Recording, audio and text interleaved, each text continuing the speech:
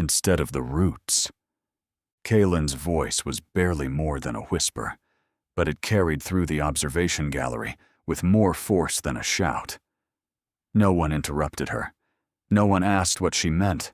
Not immediately. The pack had learned the shape of revelation by now. It did not always arrive loudly. Sometimes it arrived as a single unfinished thought, spoken by someone who had finally stopped looking at the wrong thing. Kaelen stepped away from the exposed panel and stared through the observation barrier into the immense vertical shaft below. Platforms continued to descend through the facility's spine, carrying sealed units, armed escorts, stripped equipment, and data cores deeper into the structure. Nothing had changed outside the glass. The facility still moved. The transport still traveled. Security still tightened around whatever the Xarthians considered valuable. But inside Kaelen, everything had shifted. For hours she had believed she was following the facility.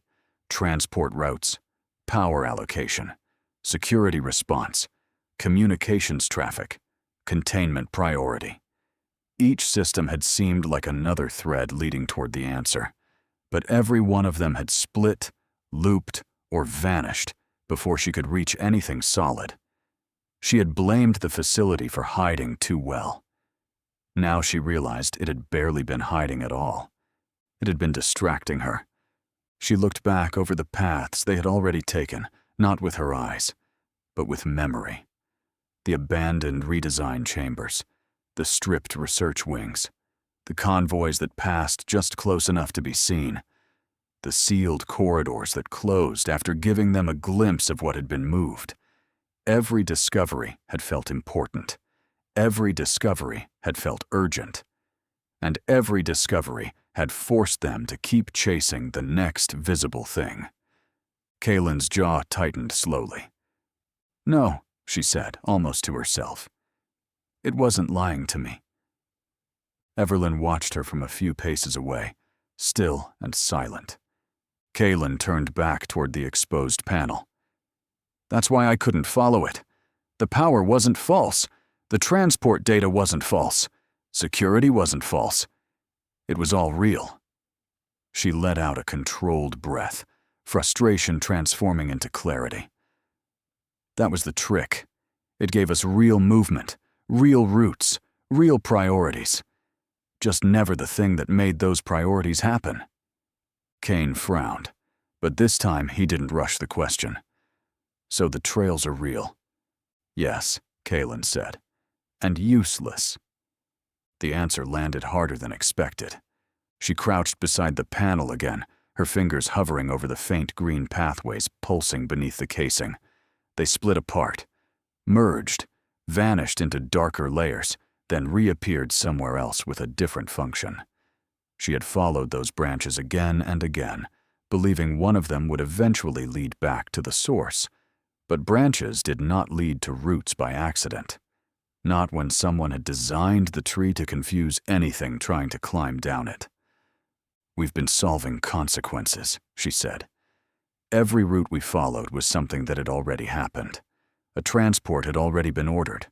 A chamber had already been cleared. A subject had already been reassigned. By the time we saw movement, the decision was already behind us. Everlyn finally spoke. "Then where does the decision begin?" Kaelen didn't answer quickly. That mattered.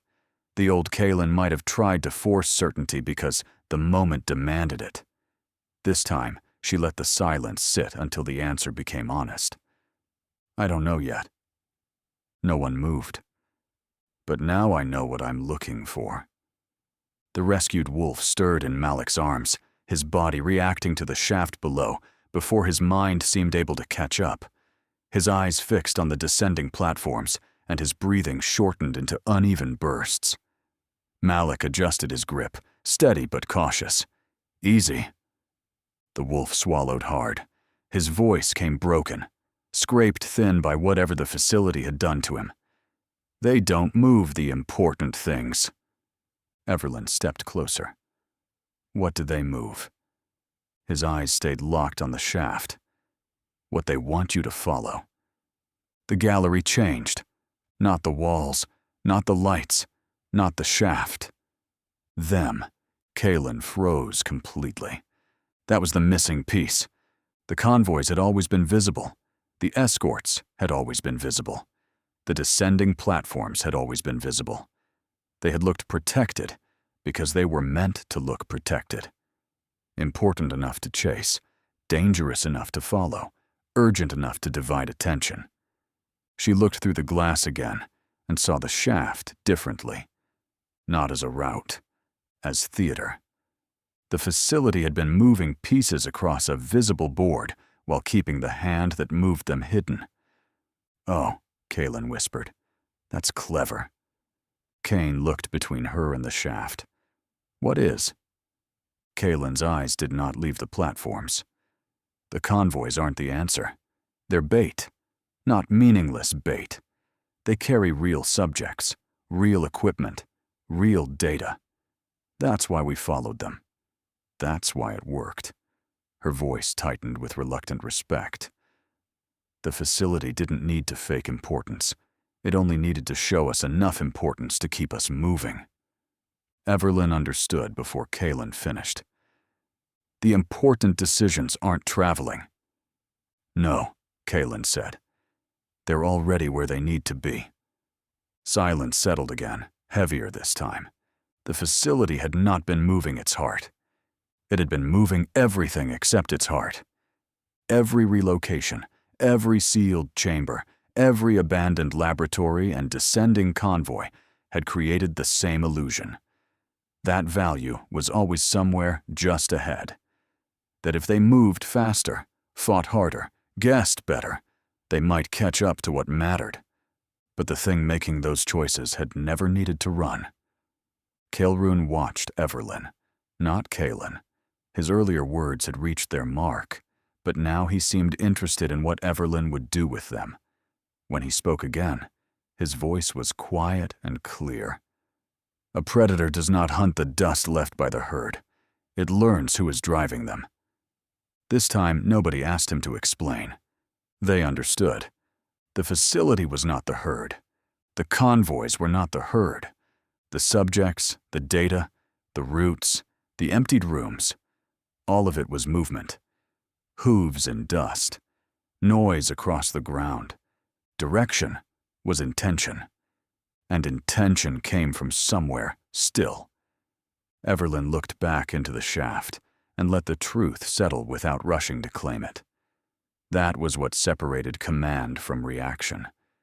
The answer was not useful simply because they had found it. It had to be held, tested, understood. If they moved too quickly now, they would turn this realization into another mistake. "If we find it," she said, "can we hold it?" Kaelen looked at her. That question changed the room more than the answer had. Kane had been thinking of reaching it. Lyra had been thinking of getting past whatever guarded it. Malik had been thinking of breaking whatever stood in their way. Kaelen had been thinking of locating the source, but Everlyn was already past that. Finding it was not enough. Touching it was not enough. Taking it for a moment was not enough. If the facility could reclaim control one breath later, they would lose everything. Kaelen's expression shifted again, slower this time. Not revelation. Calculation. "I don't know," she admitted. Everlyn accepted that without disappointment. Kaelen stood and looked once more at the branching pathways beneath the exposed panel. "But I know this much. It won't be a room with one terminal. This facility is too distributed for that. Transport can run without research. Security can lock down without transport. Containment can survive partial power loss. Everything has fallback systems." She paused, eyes narrowing. But fallback systems still need permission.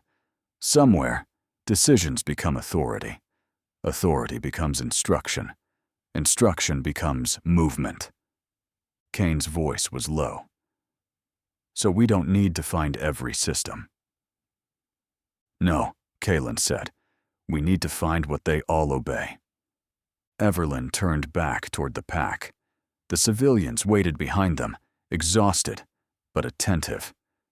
The wider wolves stood in controlled silence, their eyes moving between Everlyn, Kaelen, and the endless shaft below. They did not all understand the systems. They did not need to. They understood pursuit. They understood exhaustion. They understood the moment when prey stopped being the thing in front of you and became the hand driving it into your path. For the first time since entering the facility's depths, the wolves were no longer thinking like prisoners inside enemy corridors. They were beginning to think like an army inside enemy infrastructure. Everlyn looked down through the observation barrier one final time. The platforms continued descending.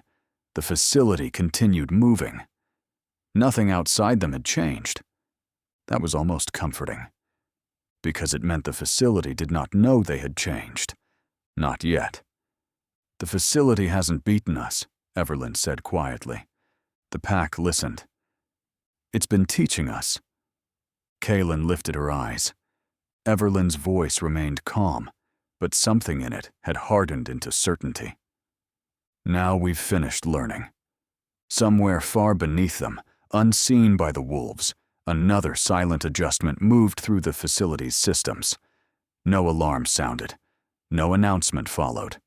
No Xarthian voice gave an order through the walls. But a priority changed.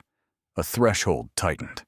A request for review moved upward through layers of command that had been content, until now, to let the facility interpret its own failure. The hunt had become mutual, and neither side fully understood that yet.